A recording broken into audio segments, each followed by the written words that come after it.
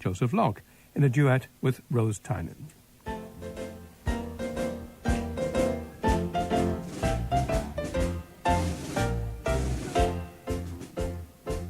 We're public guardians, bold yet wary, and of ourselves we take good care. To risk our precious lives we're chary. When danger looms we're never there. But when we meet a helpless woman, or little boys who do no harm, what do? We run them in. We run them in. We run them in. We run them in and show them we're the bold gendarmes. We run them in. We run them in. We run them in. We run them in and show them we're the bold gendarmes.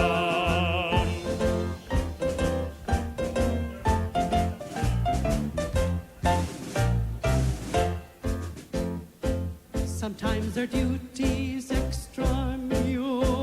In little butterflies we chase. We like to gamble in things rural. Commune with nature face to face. Unto our feet then back returning. Enhanced by nature's holy charm, what do?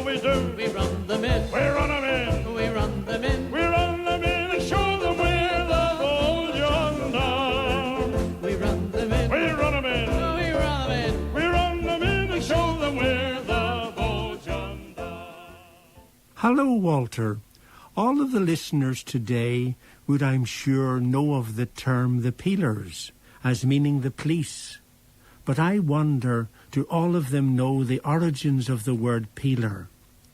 It's with those origins, and in particular a body of men known as the Royal Irish Constabulary, or the RIC, that I'll be talking about today. Sir Robert Peel, who was the British Prime Minister from 1834 to 1846, was earlier in his political career for Ireland from 1812 to 1818. That office was rather akin in duties to today's Secretary of State for Northern Ireland, except that it covered the whole of the country. He was responsible for modernising the police system. Peel appointed resident magistrates under an 1814 Act, and to be a resident magistrate one had to be a barrister of at least 6 years' standing. These RMs, as they were called, had under them a chief constable and 50 sub-constables in any area classified by the Lord Lieutenant as disturbed. The Lord Lieutenant was the Crown's official representative in the country.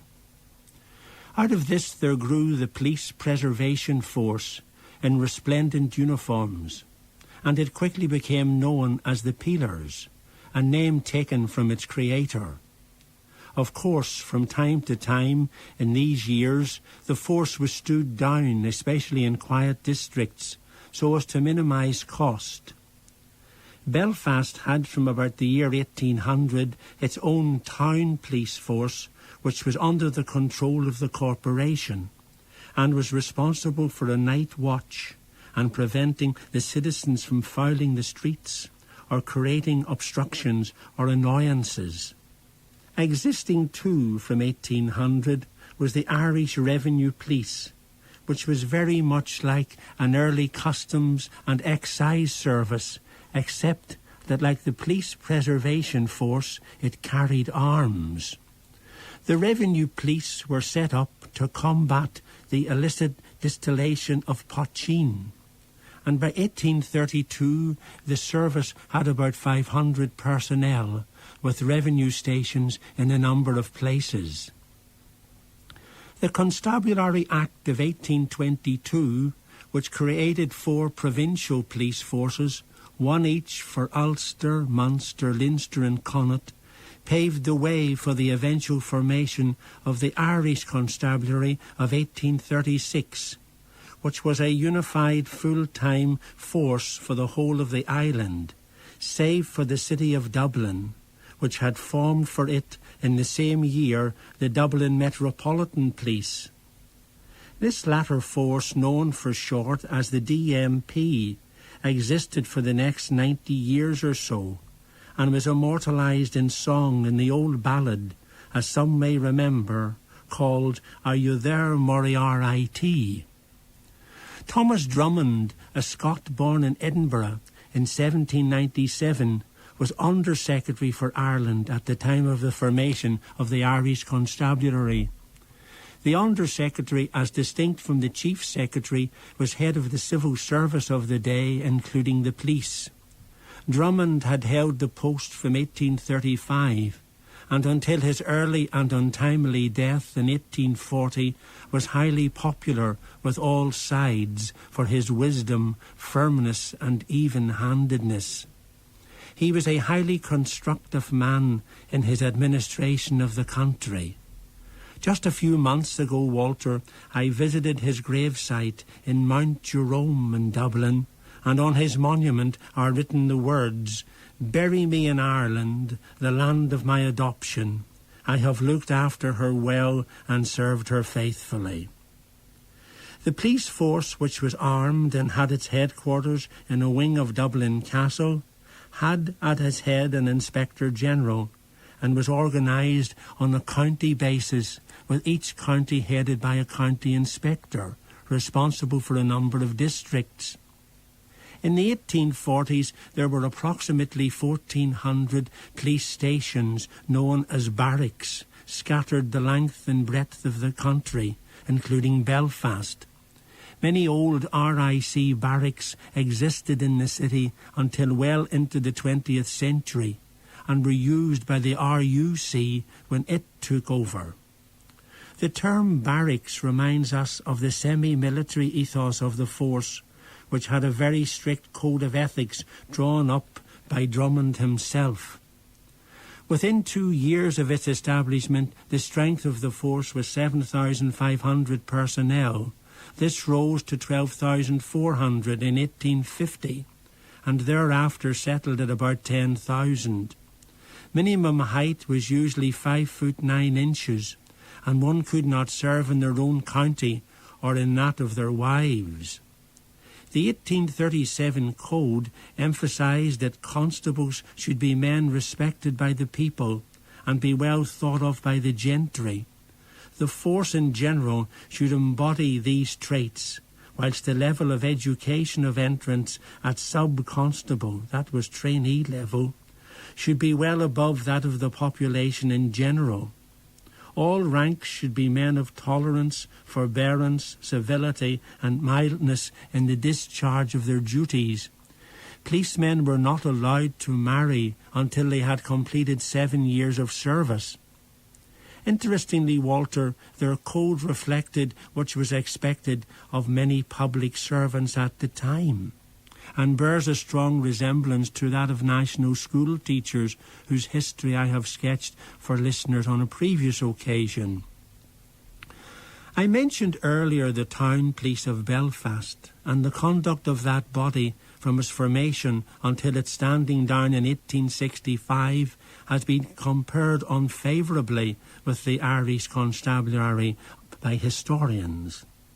In the sectarian riots of 1857 and 1864 in Belfast, the town policemen were generally condemned as acting in a partisan fashion, so much so that they were disbanded in 1865 after an official inquiry. The duties of the Irish Constabulary included, as the 19th century wore on, the keeping of the peace, which as in 1848 entailed the suppression of the rising in that year. Sectarian riots and agrarian disturbances from time to time formed another aspect of their work, as did from 1857 the work of the revenue police. The Irish Constabulary also made inquiries on behalf of such departments of state as then existed, collected agricultural statistics, and performed various duties, including the enforcing the laws relating to fishing, food and drugs, weights and measures, explosives and petroleum, and of course dealt with ordinary criminal activities. It also acted as enumerators at times of census. Socially and educationally, there was quite a gap between its officer corps, which started at district inspector level, and the lower ranks. Most of the lower grade men came from the tenant farmer class and were predominantly of the Roman Catholic faith. In those days, the sons of small farmers either stayed in farming, entered the church, emigrated to Britain or America, or joined the police, which was seen as providing stable and secure employment with a pension at the end of one's career. The officer class would have been mostly of the Protestant faith and were often university educated or had received a public school or other secondary education which enabled them to enter as cadets. They were mainly of the landlord class or the sons of clergymen or army or police officers. In 1900, out of a force of 10,000, there were 250 officers, 60 of whom were from an English background. It was said that some who joined as cadets did so because it was cheaper to be a police officer than an officer in the British Army at the time. Promotion from the ranks to higher levels was possible, and indeed a certain percentage of district inspector posts were filled by men who had joined the force as constables. Walter, one of the great sore points of many of the Irish poor in the 19th century was their struggle for better rights as tenant farmers from their landlords, and the land question was not settled mainly until the first decade of the 20th century. By the passing of the 1903 Land Act and its amending Act of 1909. Thus landlords were encouraged to sell their estates piecemeal at a fair price to tenants who were enabled to purchase on favourable terms underwritten by long government loans. From its inception in 1836, the Irish Constabulary, and especially those of its lower ranks like constables and sergeants, were caught between two fires, in that very often they had to assist with evictions from the homesteads of poor farmers who could not afford the often exorbitant rents charged by their landlords. This earned the force the dislike of many ordinary people from whose class many of the police had sprung, and for whom police constables and sergeants would have had sympathy. Yet being in the police force, they had to enforce the law. This suspicion and dislike of the constabulary was marked in certain districts, especially in the south and west of the country, and persisted. Later, certain Sinn Féin politicians, as we shall see, capitalised on this for their own political ends. The Irish Republican Brotherhood, or Fenian Rising, in the year 1867, and the part played in its suppression by the police, was recognised by Queen Victoria, who conferred the title royal on the force in the same year. From then on, she decreed that the constabulary was to wear the harp and crown badge. By the 1870s, discontent became apparent in all ranks over pay, pension and promotion, and conditions of service generally. This resulted in an 1872 commission of inquiry, and pay and conditions were improved. But it would be fair to say that the pay of the force was never high, and as late as 1907, the RIC in Belfast threatened mutiny as a result of lack of overtime pay for increased duties in connection with the dock strike in the city. In 1883, the force was reorganised into the ranks of constable and sergeant, head constable, district inspector, county inspector, and up to inspector general. And these ranks were to remain for the rest of the force's existence. Indeed, when the RUC was formed in 1922, that force continued with them for many, many years, up to relatively recent times. About 25 years ago, Walter, Patrick Shea wrote his autobiography called Voices and the Sound of Drums. It's a very fine book, extremely well written, and in it he recounts growing up in a number of towns in Ireland as the son of an RIC man. Shea, who was born in 1908, describes the barracks in Athlone, a place where his early years were sheltered affectionately by a number of his father's kindly colleagues, where the barrack yard was open to the policemen's family and their friends for recreation. Guns were seldom in evidence. The men had to undergo a sort of perfunctory target exam each year, and the whole scene painted as one of leisurely ordinariness, and where nothing very much of a threatening nature happened. Shea mentions in the book how most of the rank-and-file RIC men were Home Rulers at the time of the passing of the Home Rule Bill in 1914. However, all that relative tranquillity was broken firstly by the Easter Rising of 1916 and later by the Anglo-Irish War, which commenced in January 1919, with the unintentional killing of 2 RIC constables guarding a cartload of explosives near Solo Head Beg in County Tipperary by a group of IRA men trying to capture the explosives. The group included Dan Breen and Sean Tracy. The general election of December 1918 had changed everything politically in Ireland, with the Sinn Féin party gaining 73 out of a possible 105 seats in the entire country. The guerrilla war was to last until the truce of July 1921.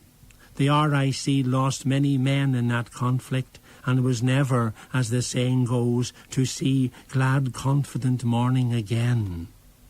Many barracks were blown up by the IRA flying columns, and the force was engaged in a struggle for which it was never trained and hadn't the resources to undertake. This and the propaganda of De Valera and Arthur Griffith and others earlier, who urged people to shun members of the force and have no dealings with them, had the effect of making many nationalists hostile to it, and quite a number of policemen resigned. But the large majority remained loyal to their colleagues and their jobs. Some statistics, Walter. 752 RIC men had served with the colours in World War I. 14 had been killed and 23 wounded during the week of the Easter Rising in April 1916, whilst 442 were killed and 725 injured during the Anglo-Irish War. The British government made up its mind, in the words made famous at the time, to take murder by the throat. There was a song which went, said Lloyd George to Macpherson, "I'll give you the sack, for to govern Ireland you have not the knack. I'll send over Greenwood a much stronger man, and he'll do my work with the bold black and tan." Lloyd George was the Prime Minister at the time who replaced Macpherson with Greenwood as Chief Secretary. The Black and Tans were a motley band formed as replacement recruits to the RIC, who, as I've said, suffered losses through death and resignation. They were mostly ex-soldiers from England who had served in the Great War. Patrick Shea describes them memorably. Some were lapsed motor mechanics, others overweight jockeys. Some were unskilled labourers or confidence men, card sharpers or unsuccessful university students. He writes of decent men and scoundrels in its ranks. When they arrived, there were not enough RIC uniforms for them, so they wore khaki with black belts and caps. They were sent firstly to County Limerick in 1920, where a famous pack of hounds called the Black and Tans hunted, hence the name Black and Tans. Their pay was 10 shillings per day, all found. There was also an auxiliary force created, again from English ex-soldiers. They wore dark blue uniforms and Glengarry caps. They received £1 per day, all found. The reaction to these new recruits, who it must be said were often brutal in their methods of police activity, from nationalist-minded members of the country, was one of extreme hostility. There were periods of martial law and curfew, and many ordinary members of the RIC were extremely uneasy with the new methods employed. As Patrick Shea says, never was a relieving force so dissimilar to those to whose aid they had come. To the RIC they were a plague and a godsend. It is often forgotten, Walter, that this period in Irish history was particularly trying and dangerous for innocent civilians and policemen alike. It was a terrible time. The Tans were also very active in the north and in Belfast in particular. With the signing of the treaty in December 1921, new arrangements were set in place for the police service in a now partitioned Ireland. In January 1922, agreement was reached between the British government and the new Free State government to disband the RIC, which occurred in August of that year. The RUC was set up in the north and the Civic Guards in the south. The RUC was officially established in June 1922. The Civic Guards became An Garda Síochána in 1923. Approximately 1,000 ex-RIC men joined the RUC and about 200 the Civic Guards. The Dublin Metropolitan Force was not disbanded until 1925. The last member of the RUC who had previously served in the RIC was John Cecil Wilson, who retired in October 1963. So a proud force, the Royal Irish Constabulary was no more. This was a body which had in the 19th century been a model in the creation of many police forces throughout the world. Indeed, some of its members had gone on to head police forces in Britain and abroad. The famous Royal Canadian Mounted Police, the Mounties, modelled its command structure on the RIC. As well as Patrick Shea's book, which was published by Blackstaff in 1980, there is another more recent one called The Royal Irish Constabulary by Jim Hurley, published by the Four Courts Press in 1997. Hurley's book contains a history of the RIC and also a genealogical guide. Both books are well worth reading for anyone who is interested in facets of social history in the Ireland of a century or so ago. One could not leave the Shea book, Walter, without telling the story of Jimmy Gill, a steeplejack from Newry, in the days when Patrick's father served there as an RIC man. Gill had been summoned for a minor crime, but when the police went to arrest him for failing to answer it, he scarpered into a steeplejack's chair and quickly got to the top of the local mill chimney on which he was working. He stayed there, but every so often, to the great annoyance of the watching police, he lowered his billy can for food. This went on for a number of weeks, actually, but every Saturday night at the strike of midnight he came back down and spent Sunday a free man, as a warrant for his arrest could not be proceeded with on a Sunday. True to form, shortly before midnight each Sunday he hoisted himself back up the chimney to the cheers of assembled crowds, many of whom jeered at the incapacity of the police to take him in. However, one Sunday night someone tampered with Jimmy's clock on the mantelpiece of his kitchen at home and slowed the time. 2 constables arrived at 2 minutes after midnight and arrested him at home. It being now Monday morning. Jimmy mistakenly thought he had still time to escape. Apparently later in life, the bold James enjoyed touring the music halls and telling of how he had thwarted the law for so long. It is not recorded how he answered the calls of nature while marooned from Monday to Saturday on his chimney perch. To conclude, Walter, the RIC was not a force wholly composed of heroes, though in its ranks there were undoubtedly some. There were also men in the force who brought discredit to their colleagues by their actions. Yet it must be remembered, too, that from time to time the government called upon the force to carry out actions that were unpopular, harsh and sometimes brutal.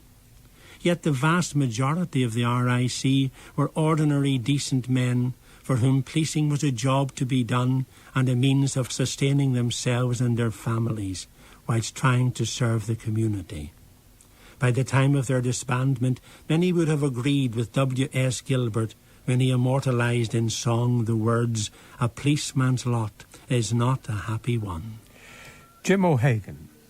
Coming up in part 2, Ronnie Fraser on some lighter moments in opera, and David and Kelsey Erskine motorcycling in the Himalayas.